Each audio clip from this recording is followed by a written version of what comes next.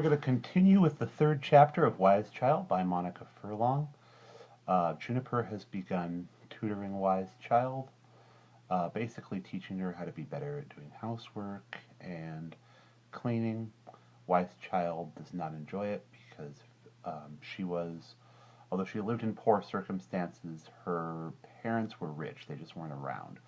So Juniper's trying to explain to her the value of housework and basically things that are considered women's work that are a benefit to everyone. So we'll continue. She ended by teaching me a long poem all about storms and clouds and rainbows and the moon. She made me repeat it after her while she got on with preparing our lunch. After lunch I was feeling comfortably full again. Full, twice in one day too, and a bit drowsy. We went back to the herb garden, and at Juniper's suggestion I started collecting the seeds of the black mustard in a basket, while Juniper began picking leaves from the wormwood. Early afternoon is a good time to collect herbs, Juniper explained. The dew has long since dried off them. As I collected the all-shaped seeds, Juniper began to tell me about the sorts of plants you use to make sick people well. Of course, everyone knows some things about making sick people well. They know that you rub goose grease on your chest to prevent a cough in winter, that eel skins are good for rheumatism, that roast mouse sends away whooping cough, that if you shake hands with the mucky pig, it makes your warts go, that the water in which the blacksmith dips his red-hot horseshoe cures all sorts of things, especially measles, that sort of thing. And what mattered in all these cures was saying the right words as you took the stuff. If you didn't get the words exactly right, and you often didn't, then you were stuck with your complaint. My people were great ones for reciting little rhymes whenever they did anything. When they were putting their clothes on, going on a journey, smooring the fire before they retired, or whatever it was. Juniper's ideas were not like that at all. What the plant looked like, she said, whether it resembled the colour of the disease, or had been the tree that sheltered Mary, or on which Judas had hung himself, did not come into it, nor did the words you said over the mixture. Two kinds of things made you better, according to Juniper. One was when something good was going on in your mind. The other was the juices and oils of some of the plants. Through chopping or shredding or crushing or steeping bits of the herbs, usually in the pure water of Juniper's well, you made a mixture, always the same sort of mixture from the same sort of plants. That made some bit of you feel better. It could be your eyes or your stomach, your skin or your bladder, any part of you really. It's just a matter of learning what plants or what mixture of plants encourage people to feel well. Don't they want to feel well? I asked in surprise. Not always. Sometimes life is too difficult to be lived, so it's better to be sick for a bit. So what happens then? You have to tease out the pain in their minds. That is, like teasing burrs out of wool.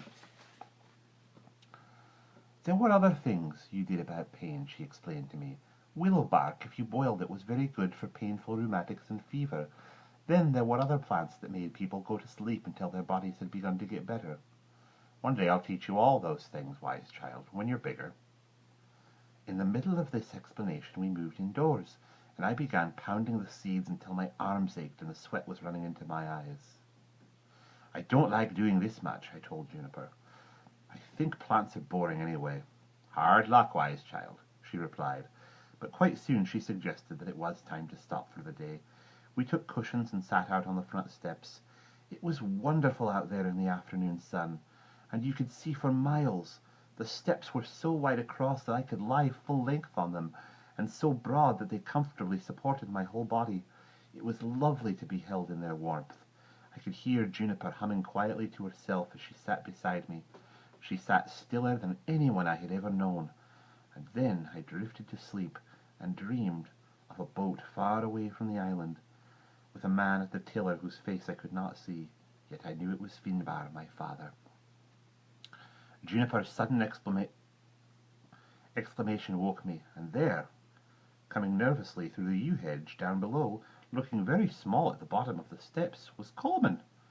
As wearily and doggedly he began to climb the steps, he spotted me at the top of the flight, and a brief smile passed over his face. When he drew nearer, I could see he had tumbled over on his journey, and that both his knees were cut and bleeding. His bare feet, too, were cut and scratched. His face and his smock were covered with white dust, and there were 2 telltale runnels of dust on his cheeks. For a moment I felt shy at seeing him there, and then all at once I was delighted and flew down the steps and put my arms about him. Juniper had stood up, and she looked down at us with a friendly smile. "This is Coleman!" I said, shouting as I often did when I was excited. "I know." "I know," said Juniper. "That was a weary climb. Sit down and rest, and talk to Wise Child, and I'll bring you a drink and some water to wash with." Coleman and I sat and looked at each other, he smiling a tired, uncertain smile, I grinning broadly. "Are you all right?" he whispered, so that Juniper could not hear. I nodded. Juniper came back with a bowl of milk, which Coleman drank greedily. Then she brought out a basin of water and a cloth, dipped the cloth in the water, squeezing it out, handed it to Coleman so that he could wash his hands and face. Meanwhile, crouching on the steps, she gently bathed his poor knees and feet. "I'm going to learn Latin," I told Coleman proudly while this was going on. Girls don't. Ouch, it unfits them for... Oh! "It is sore, isn't it?" said Juniper sympathetically. "All learned people learn Latin. She's going to teach me about herbs, too, though that's pretty boring." Juniper giggled, but said nothing. "We haven't done any magic yet," I went on. When Juniper had finished washing Coleman's feet, she took a handful of leaves and pressed them gently on the cuts.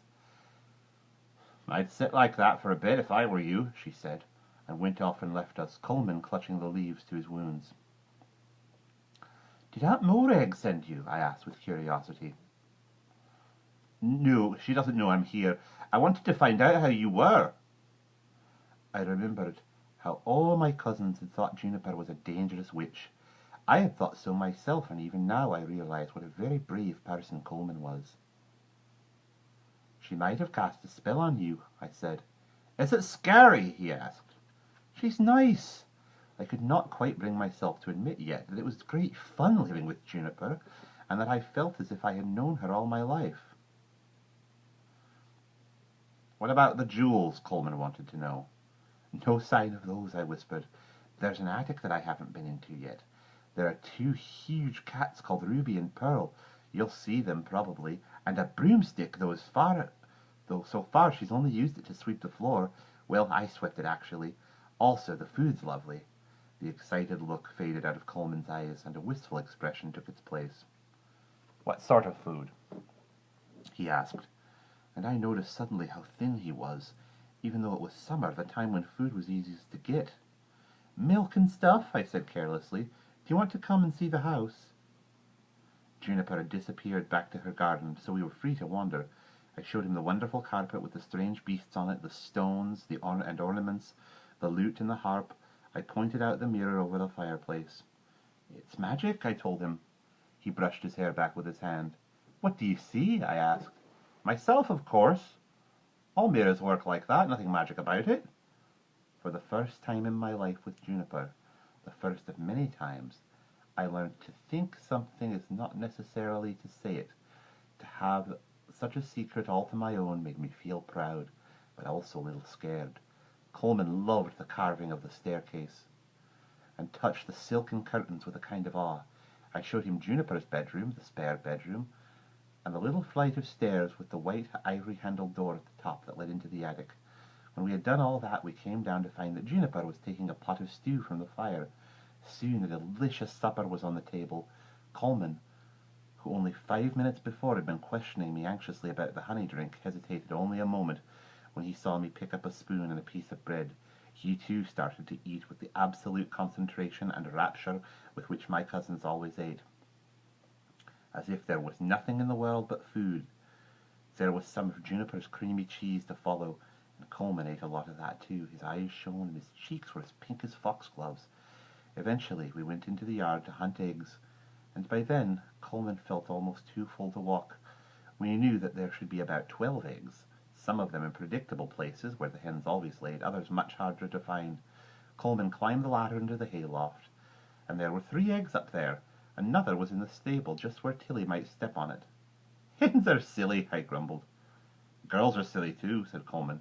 So I hit him, and we rolled over and over on the ground, fighting and laughing, as we had often done before. As we fell apart, still laughing, I noticed something extraordinary and pointed. Look, Coleman, your legs!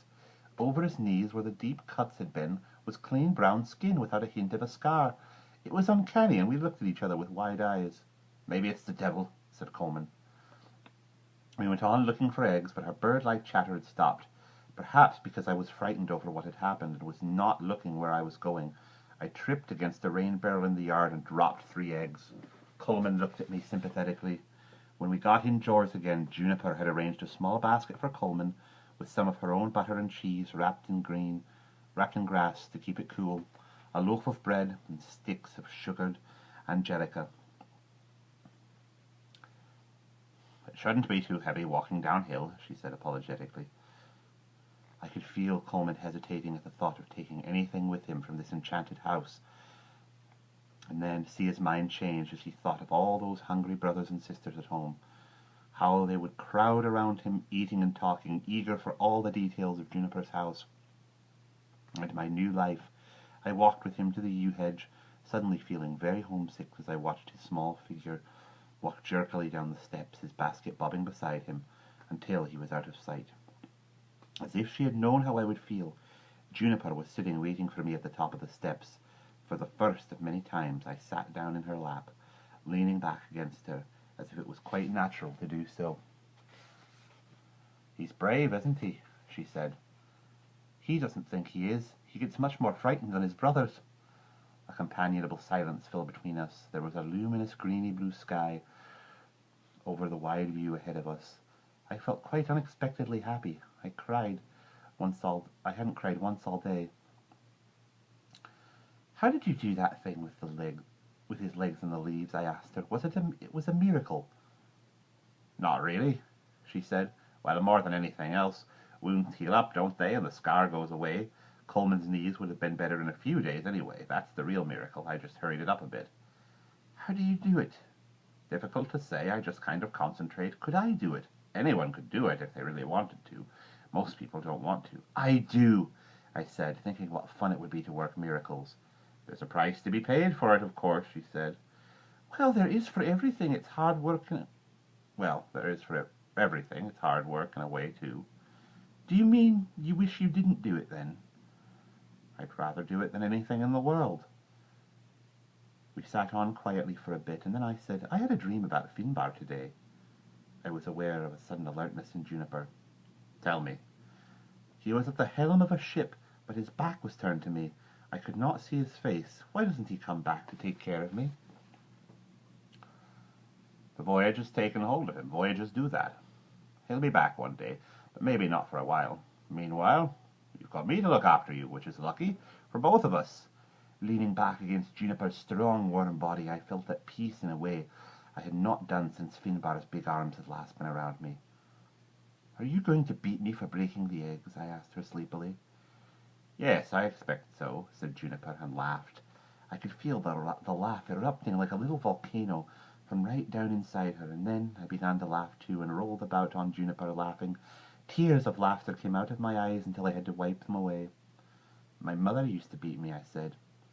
Then she went away, maybe because I was so naughty. That wasn't the reason, Wise Child. It was comforting to hear her say that, and I did wonder how she knew. Well, why don't you beat me then? I was genuinely puzzled. I can't be bothered, she said.